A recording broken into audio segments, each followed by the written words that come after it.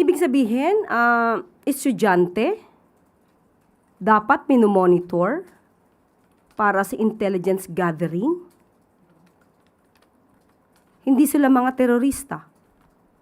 Going back to the Tacloban incident, the Vice President released a statement about the incident, and I quote, "This tragedy also exposes the failure of the government to recognize the importance of intelligence gathering and identifying threats before lives are lost. We cannot continue reacting only after another child is hurt or killed." Eto pa po, sabi niya rin, "The continuing loss of young lives should serve as a wake-up call to this administration.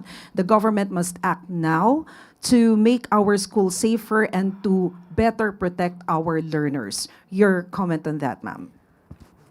Ibig sabihin, estudyante, dapat minomonitor para sa intelligence gathering. Hindi sila mga terorista. Sila ay mga estudyanteng mukhang di umanong gumunlang sa online gaming na marahas.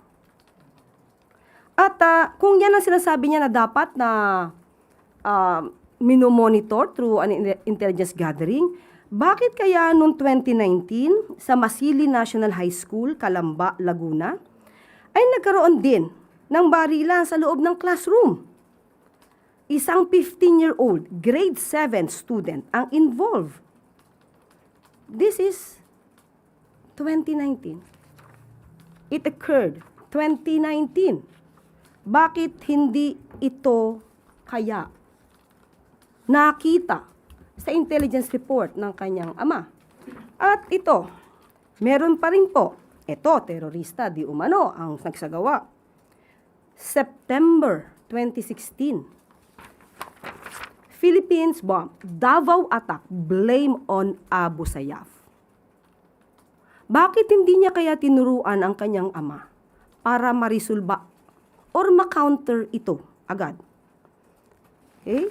Meron pa pong isa.